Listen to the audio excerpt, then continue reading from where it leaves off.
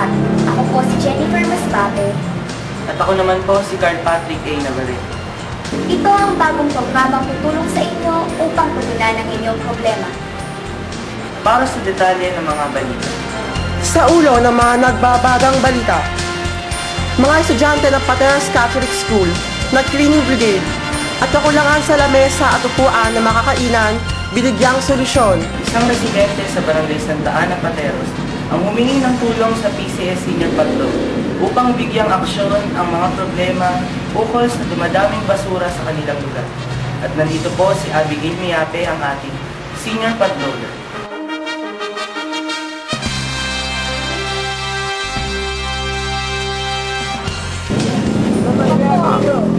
Dito sa Alinan, Barangay Santa Ana, Pateros, Metro Manila, ay malaking perwisyo na gagawa ng mga basura. Kapag ikaw ay napadaan dito, ay maaamoy mo ang umaalingasaw na masangsang na amoy ng mga ito.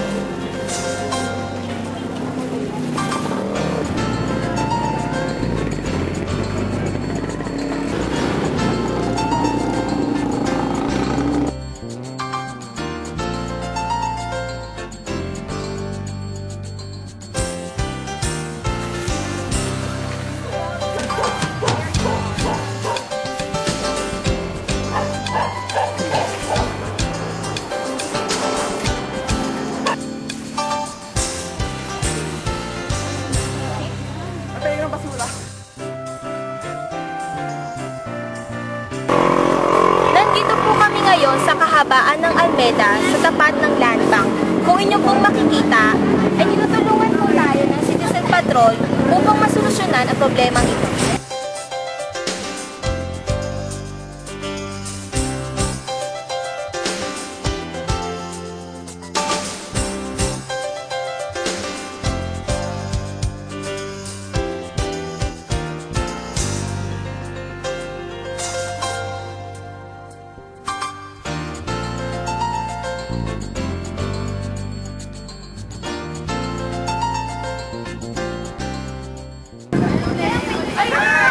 Nandito po ang Citizen Patrol sa gilid ng Pateros Catholic School, isa sa mga private school dito sa Pateros.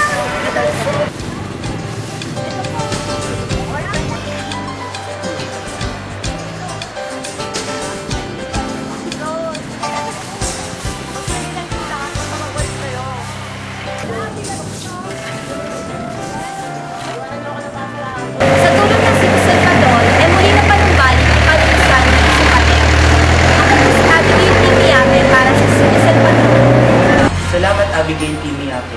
Sana ay nagsilbing halimbawa ang mga mag-aaral ng Pateros Catholic School sa pangunguna sa Cleaning Brigade sa Pateros. Naway maging inspirasyon ito sa mga kabataan panatilihing malinis ang kanilang lugar.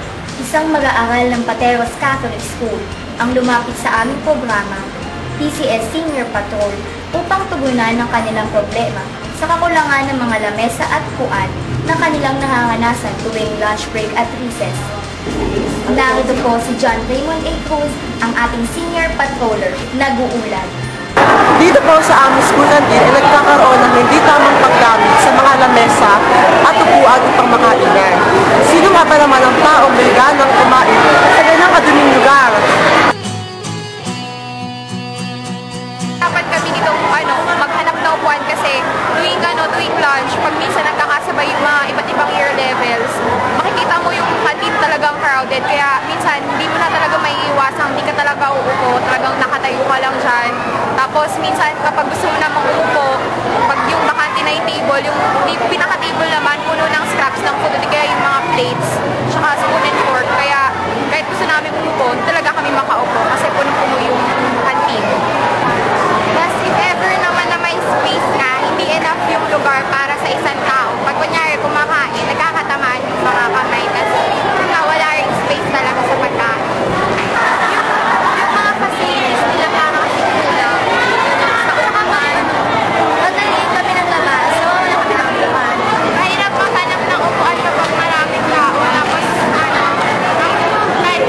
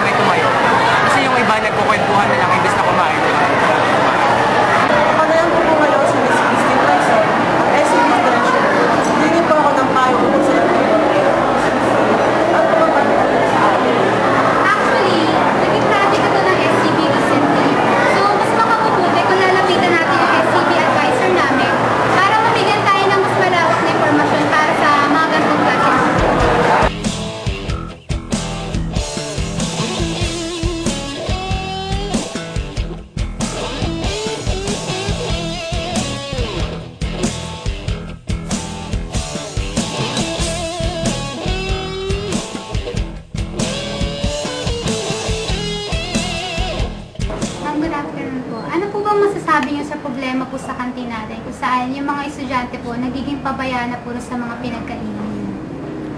Sa totoo lang kasi, ito matagal ng problema. 4th year na kayo. This has been a problem since when you were in 1st year. Okay, so ang problema is discipline. Yung pagkawalang disiplina ng estudyante ay nagdudulot ng iba pang problema. Now, anong problema ay dinudulot ng pagkawalang disiplina ng estudyante?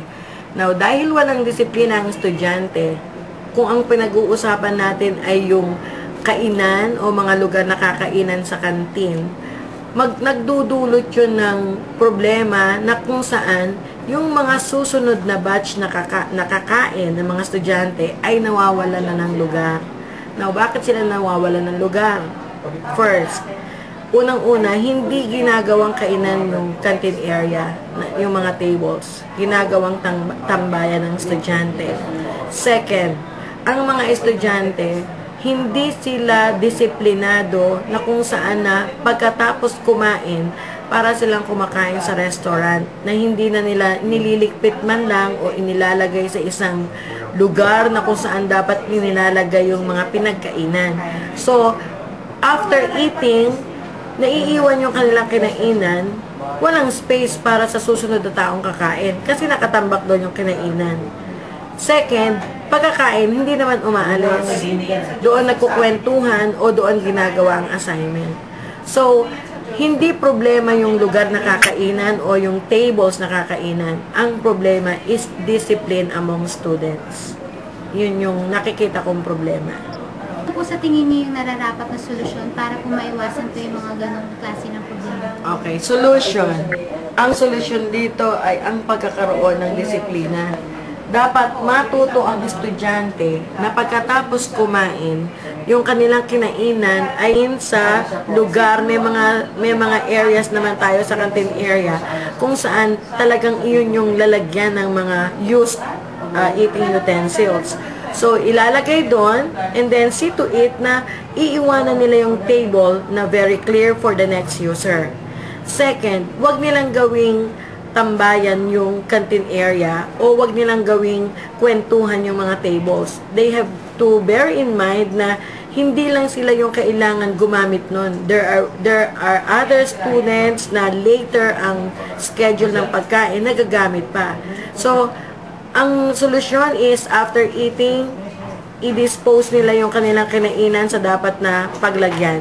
Second, they have to leave the tables clear for the next user para matanggal natin yung problema. Unless na hindi ginagawa ng estudyante yung mga sinabi ko, talagang magkakaroon ng problema sa pagkain, sa area, o sa lugar ng kainan ng mga estudyante.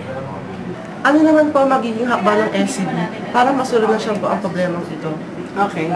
Ang SAB siguro is, ang tangi nilang magagawa is yung pagde-disseminate ng mga representatives sa bawat year level kung ano yung dapat na disiplina na dapat gawin ng mga estudyante.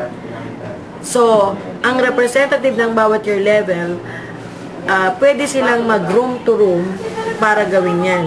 Para sabihin, ano to hindi na to sasabihin na first time malalaman ng estudyante. Reminder na lang to kasi nga matagalan natin ginagawa. Now, SCB will be the police. Kaya lang, kung 14 lang kasi ang officers, hindi nila kayang i-police ang lahat ng population ng high school. So, kami sa SCB, we know what our duty will be. And that is policing or manning. Kaya lang, kailangan din namin ang tulong ng bawat class officers ng bawat section. Naway nakatulong ang aming programa upang tugunan ang inyong problema. Para sa iba pa ninyong mga problema sa komunidad o sa paaralan, i-type lamang sa inyong mga cellphone ng ABS-GMA space ang inyong problema at isend sa 2366 para sa Globe, Touch Mobile, Smart, Talk and Text at Sun Cellular subscribers. Ang PCS Senior Patrol ay hindi isang paligsahan o isang katuwaan. Ayunin ng aming programa ang tumulong sa inyong mga kababayan. Dito po nagwawakas ang aming programa. Ako po si Jennifer Armasbate. At ako naman si Carl Patrick A. Navarrete. Walang kinikilingan, walang pinoprotektahan. Panig sa katotohanan, serbisyong totoo lamang. PCS Senior Patrol. Iwanan niyo ako ng mga kalahati, hindi pa ako mag-studyang. Okay. Nandito po kami ngayon sa kahabaan ng Almeda sa tapat ng Land Bank. Okay. Isang estudyante ng Pateros Catholic School ang lumapit sa amin Huwag maging inspirasyon ito sa mga kabataan. Ganun ang lahat ng ginawa. Hi. Yeah. Wait. Ito ang teka lang po, sakit lang po ulit. Sige.